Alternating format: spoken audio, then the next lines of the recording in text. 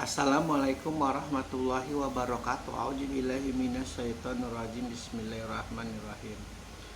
Wa aktasya la ilaha wa akhrah zaduhaha.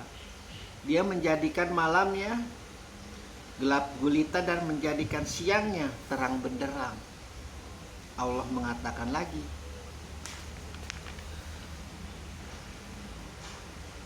kepada Fir'aun yang tetap kekeh marekeh, tetap yakin bahwa dia adalah Tuhan, lewat ucapan Musa kala itu dan Harun, bahwa apa yang dibangun-bangun oleh Fir'aun, gedung-gedung yang luar biasa spektakuler pada saat itu, sehingga dia berkata, aku adalah Tuhan yang paling tinggi kepada rakyatnya, kepada pembesarnya. Maka Allah mengatakan, apakah bangunan-bangunanmu itu ataukah langit yang aku dirikan dan aku sempurnakan? Lalu Allah kemudian mengatakan, dan dia menjadikan malamnya gelap gulita dan menjadikannya siang terang benderang. Bagaimana langit itu seperti sebuah obor matahari itu mampu menembus yang telah Allah sempurnakan, yang kalau zaman sekarang ilmuwan sudah dapat mengetahui bahwa langit itu memiliki lapisan-lapisan dan cahaya matahari itu dapat menembus sehingga mampu menerangi bumi di kala siang. Dan ketika cahaya matahari itu tidak bersinar lagi, itu artinya, dan mampu juga diuraikan oleh para ilmuwan bahwa telah terjadi rotasi, sehingga dijadikan dengan cahaya bulan yang tidak seterang cahaya matahari, karena cahaya bulan pun dihasilkan oleh dari cahaya matahari akibat pantulan cahaya matahari. Apakah alam semesta ini aku ciptakan? Apakah engkau, Firaun? Dan sekali lagi Musa menghadap kepada Firaun bukan untuk mengkudeta, untuk melengsarkan Firaun lalu kemudian Musa menjadi raja, bukan. Tidak ada niatan Musa untuk menjadi raja. Dikala pada saat dia datang menghadap ayah angkatnya adalah untuk mengingatkan, mari ayah, aku tunjuki kamu ke jalan Tuhanmu agar engkau takut kepadanya, sehingga engkau tidak berbuat zalim lagi. Jangan dibodohi oleh penyihir-penyihir lagi, gara bisikan-bisikan penyihir-penyihir itu engkau membunuh bayi-bayi yang tidak berdosa. Engkau bukan Tuhan.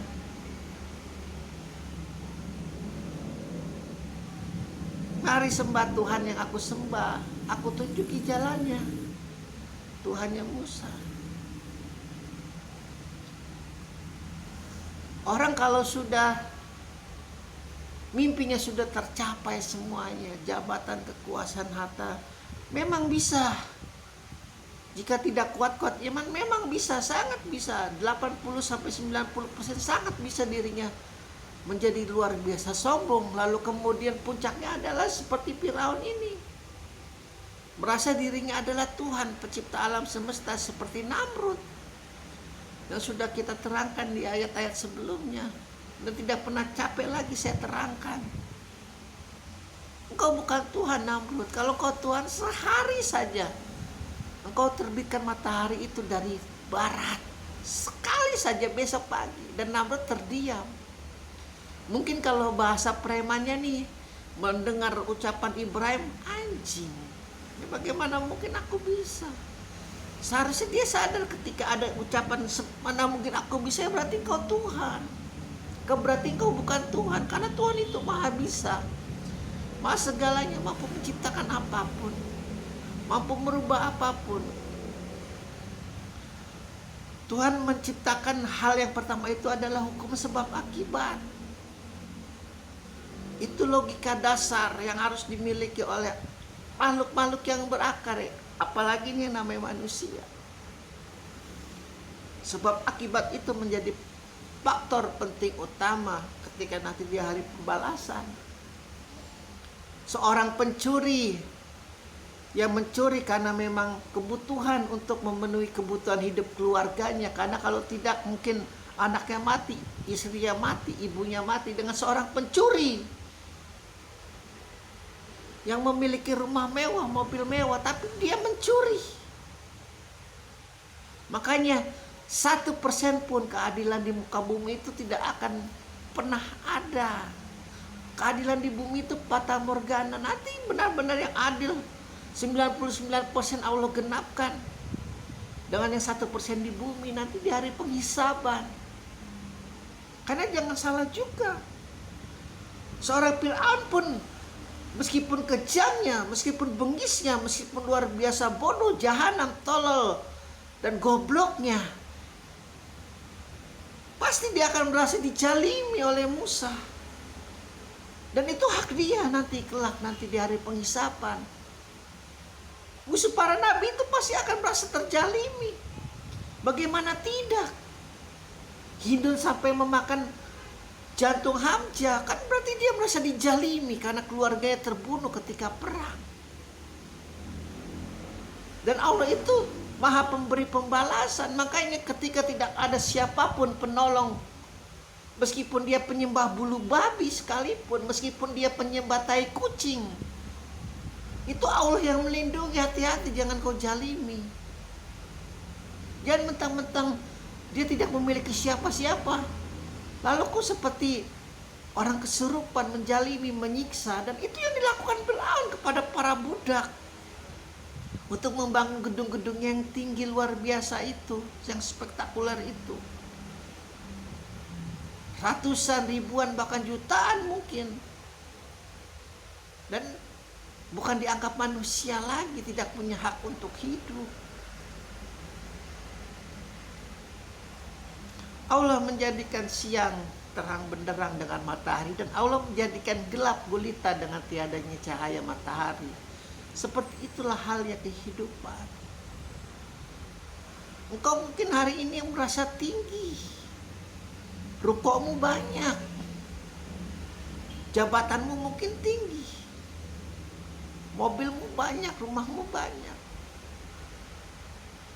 Tapi hati-hati, kalau kau terpeleset, jangan salahkan Allah.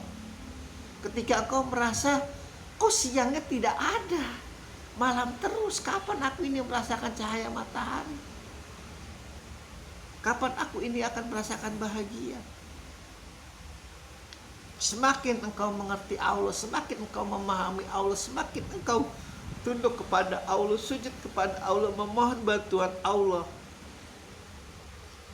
Semiskin apapun, atau kalau bisa sekaya apapun, itulah arti hidup, nikmatnya engkau menjadi manusia. Bukan selain itu. Selain itu adalah fata morgana.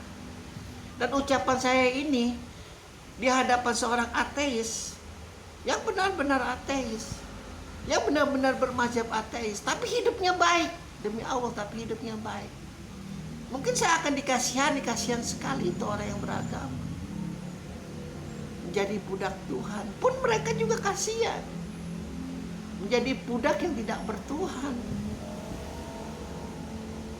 Masing-masing memiliki pengalaman hidup, masing-masing memiliki ciri khas pribadi, adat, yang kalau seorang ilmuwan itu mengatakan DNA dalam setiap masing-masing manusia.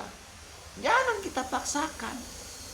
Mau mazhabnya itu aneh sekalipun, menyembah bulu babi sekalipun, tapi ketika dia bersyahadat la ilaha illallah Muhammad Rasulullah, tiada Tuhan selain Allah dan Muhammad adalah utusannya, jangan kau kafir-kafirkan, jangan kau bodoh-bodohkan.